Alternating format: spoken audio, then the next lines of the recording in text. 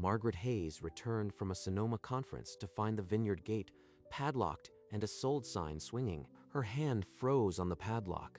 Crestline Vineyards, her husband's life work, had a stranger's chain around it. She dialed her son with a shaking thumb, the sold sign rattling in the breeze like a verdict. Robert, there's a lock on the gate. A sold sign. What is this? A black sedan threw gravel as it pulled up. Robert stepped out, already talking, hands raised. Mom, you signed everything weeks ago. Don't you remember? The IVF treatments, we needed that money. I signed nothing. I haven't seen a single page from any sale. It's for your granddaughter. The buyer won't wait. You are just tired from the trip. He drove off before she could answer. Margaret stood alone on the gravel, staring at the chained gate. I never signed a thing, but Robert sounded so certain. What has he done? Inside the silent house, she went straight to the study and knelt before the wall's safe. The safe door swung open. Nothing but dust and a few old insurance papers. The deed to the vineyard, the original, it was always here. Her fingers brushed against a dusty corner and found a yellowed envelope she didn't recognize. In familiar looping script. Take care of our land and yourself, Thomas. He wrote this before the cancer, as if he knew someone would try to take it. Thomas said Julia had calculating eyes. I thought he was just being protective. But Robert is his son. How could he do this? She traced Thomas's handwriting, then folded the letter and slipped it into her blouse pocket. She grabbed her car keys. The county notary held the original record. She was going tonight. 40 miles of dark highway stretched between her and the county notary. She pressed the accelerator. At midnight, the county records building flickered under a buzzing neon sign. Margaret killed the engine. An older man in wire-rimmed glasses looked up from a cluttered desk as she pushed through the door. I need to see the original deed for Crestline Vineyards. There's been a mistake. Crestline. You are Thomas's widow. He was a good man. What's happened? Without waiting for an answer, Frank rose and pulled a leather-bound deed file from a dusty cabinet. He spread the pages on the desk. A signature line shimmered under the desk lamp. Mrs. Hayes, is this your handwriting? Because it doesn't look right to me. I've never seen that page before. That's not my signature. Frank held the page up to the light, his jaw tightening. The loop of the G was wrong. Frank pulled an old vineyard permit from Thomas's file. The signature was unmistakable. The two signatures shared the same slant, the same tight E. But this deed was signed in Margaret's name. Whoever forged this didn't copy you. They copied Thomas. That's why Robert was so sure. He used his father's hand. He picked up the phone and dialed from memory. Elaine, it's Frank. I've got a deed here. Forgery. Looks like someone lifted Thomas Hayes' handwriting.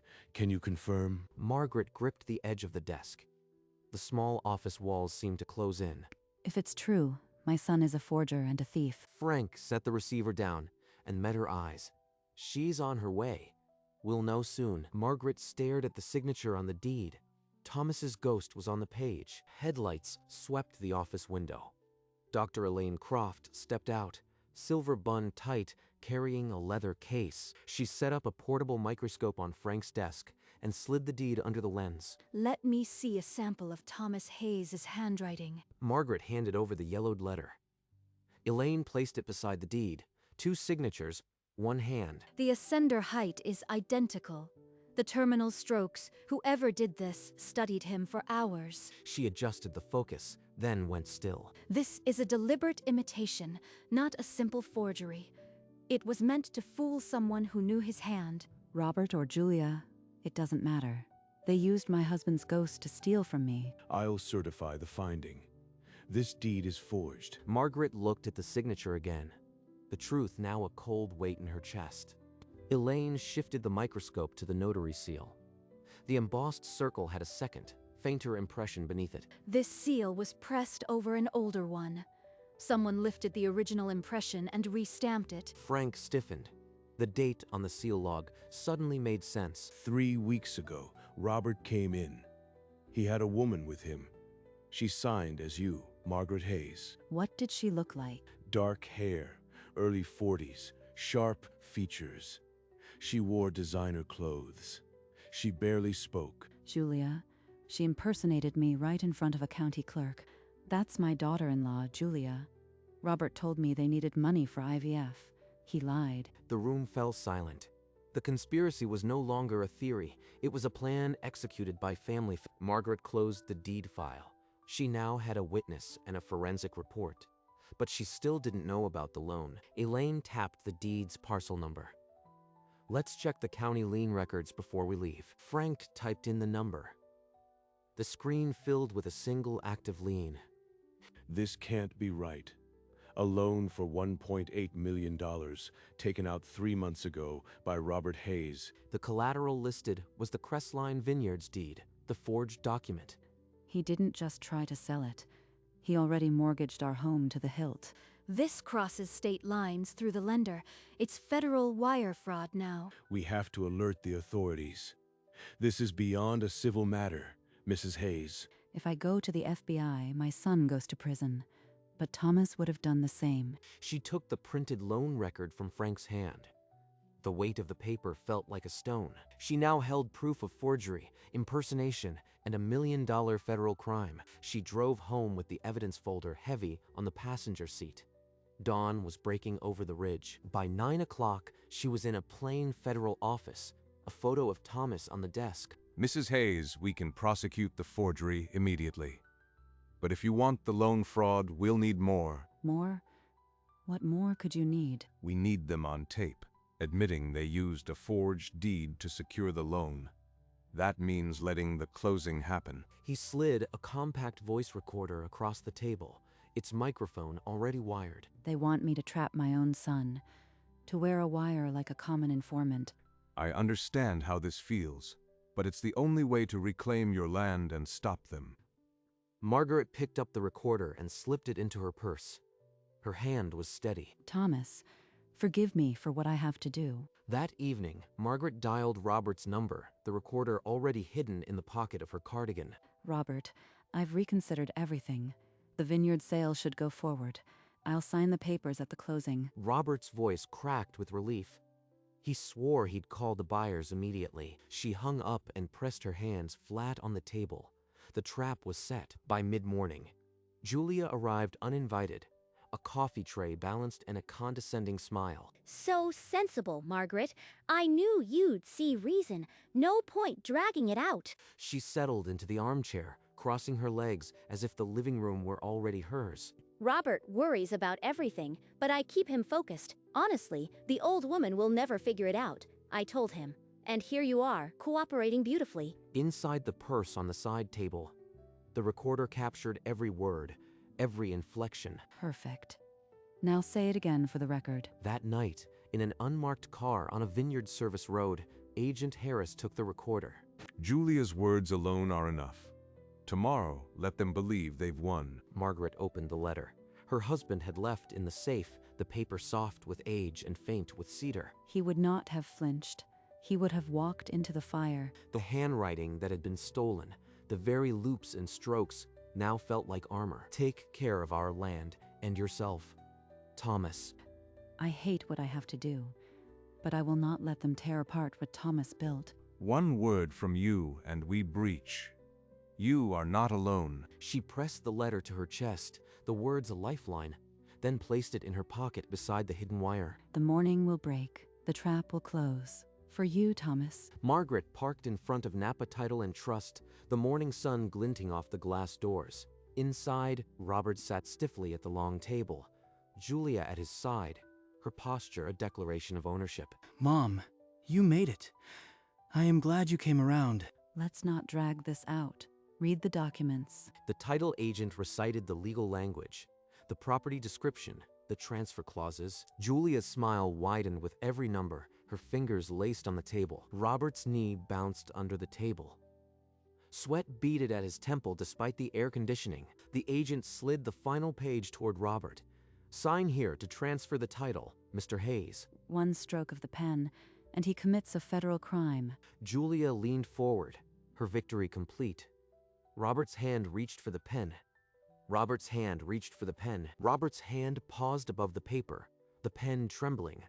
Then he signed with a flourish, the strokes a perfect imitation of his father's hand. Julia exhaled softly, a sound like a cat settling on velvet. Her lips curled as her eyes flicked to Margaret. The title agent slid the document toward Margaret. A fresh pen rested on top, waiting for her hand. Not yet. I cannot sign what I know is a lie. Mom, you just have to sign, and it's done. We can all leave. Margaret's hands stayed folded on the table. She didn't move toward the pen. Julia's smile thinned. The room seemed to grow colder. What's the problem? Don't go confused on us now. Mom, you agreed to this. For my daughter, sign the paper. Robert stared across the table, confusion morphing into alarm. The buyer coughed, shifting uncomfortably. Why won't you sign, Mom? What's happening? The conference door burst inward. Agent Harris filled the frame. 2 agents behind him, badges raised. Robert Hayes, you are charged with wire fraud, forgery, and conspiracy. Julia Hayes, you are charged as an accomplice. Robert's face drained of color. He raised his hands as if to protest, but nothing came out. In one fluid motion, an agent spun him around and seced the handcuffs with a sharp click. This is insane. You can't do this to us. She tried to bolt, but the second agent caught her arm and pinned her against the table. The buyer scrambled out of his chair, knocking over documents, and fled without a word. You old crone, you'll rot alone in that vineyard. Robert was led past his mother in silence, his shoulders shaking, unable to lift his gaze. Margaret reached into her cardigan pocket and pulled out a slim silver device. The room went still. She pressed play. Julia's laughter burst into the space, bright and cruel. Honestly, the old woman will never figure it out. The words echoed across the table. That's my wife. She planned this from the start. I was a fool. Robert's face crumpled. Tears carved paths through the dust of the morning's lie. Mom, I didn't know. I swear I didn't know she'd do this. Julia went rigid behind the handcuffs.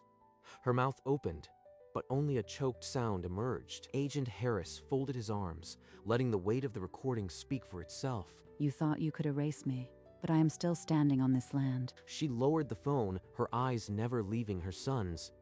The room waited for the next fracture. Agent Harris nodded.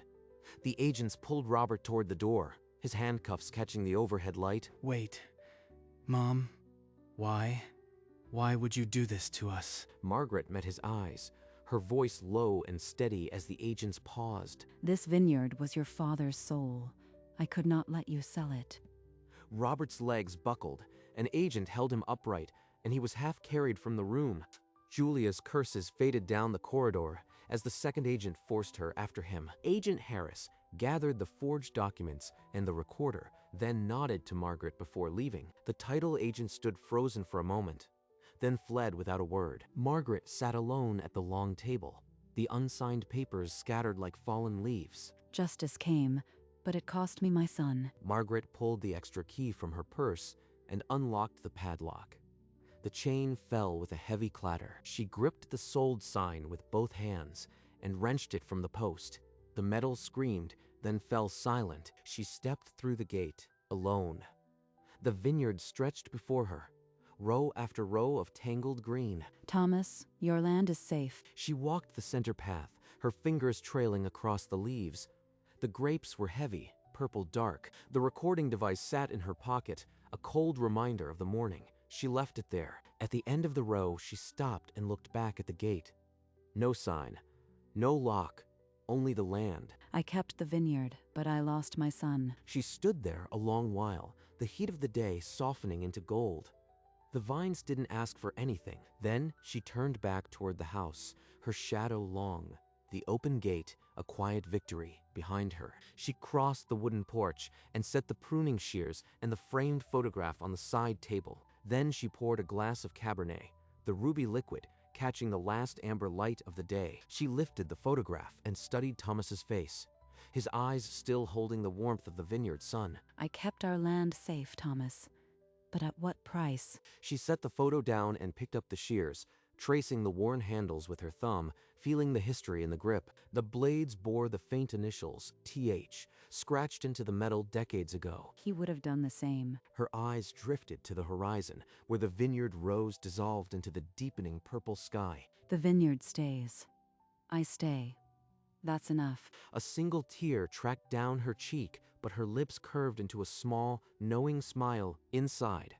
She crossed to the fireplace and set the pruning shears on the mantel beside Thomas's photograph. The blades glinted in the low light, the engraved initials TH catching the flame. She opened the leather journal on the desk and picked up a pen. Her hand was steady as she wrote, the ink sinking into the paper. She paused, her gaze drifting to the mantel, to Thomas's steady face. She returned to the page and penned the final words. The vineyard stays. Justice came, but it cost me my son. She closed the journal and placed it beside the shears, two relics of the same long fight. Forgive me, Thomas, for what I had to do. She turned from the mantel, the house silent around her, the vineyard a dark sea beyond the windows. The next morning, pale gold light spilled over the vineyard as Margaret stepped onto the porch. Dew clung to the vines, each droplet catching the new sun. She walked the same path she'd walked 1,000 times. It's quiet now, the quiet I fought for. She paused mid-row, her hand resting on the sturdy trunk of a vine. The bark was rough, familiar. In the distance, the house sat serene. No sign, no chain, just land and sky. This is where we began, Thomas. This is where I'll stay. A breeze shuffled the leaves, a whisper through the trellises. She closed her eyes for a moment. When she opened them, the world was unchanged, yet somehow lighter. He's still here, in every row. She stood alone, a small figure against the vast vineyard, but utterly unbowed. Margaret walked back into the cluttered county office, a small box of pastries in her hands. Frank looked up from his paperwork, a genuine smile breaking through his usual reserve. I wanted to thank you properly. You gave me back more than a deed. I was just doing my job. But before you leave, there's something I've been holding on to. He pulled out a worn vineyard knife, the wooden handle dark with age. The initials TH were carved near the bolster. Thomas left it here years ago, said he'd pick it up next season. He never did. It belongs at the vineyard. Margaret took the knife, her fingers curling around the grip that had once fit her husband's hand. Thank you, Frank, for seeing what was right and for remembering him. They finished their coffee in a silence that held more than words. Outside, the world carried on, unchanged. When she left, the knife rested in her pocket, a small weight that felt like a promise kept. She drove back to Crestline as the sun slipped below the ridgeline, painting the sky in ribbons of orange and violet. The chain and padlock were gone. The post stood bare, no sign, only the open gate and the rows beyond. She killed the engine and walked to the gate, her hand resting on the post where the sold sign had hung. Gone. As if it never happened. She crossed the porch, the screen door creaking its familiar welcome. Inside, she flicked on the kitchen light. The hum of the refrigerator was the only sound. She moved through the motions of an ordinary evening. Pasta, a glass of wine, the radio low. Later, she sat at the kitchen table, the knife Thomas had left now resting beside her plate. He would have liked this quiet, the same quiet he worked to protect. She ate alone, but the vineyard outside wrapped the house in a steadfast silence. The eastern sky cracked open with a seam of rose and gold, the first light touching the ridge. On the farmhouse porch, a silhouette stood still. Margaret, a coffee cup in her hand. She crossed the dew-soaked grass to the open gate, her footprints dark on the silver lawn. She paused at the entrance, bare feet on the cool earth, and gazed at the rows stretching away. The camera lifted, following the trellises, neat, healthy, heavy with ripening fruit, deeper into the vineyard. Sunlight pooled on the grape clusters, each one a small globe of promise. The land unfolded like a hand, offering its story to anyone who would stop and listen. A breeze moved through the leaves, a soft rustle like a whispered benediction. The house sat small and sure among the vines, a thin wisp of smoke rising from the chimney. In the quiet of the morning, Crestline Vineyards endured, a testament to roots, sacrifice, and a woman's unbroken will.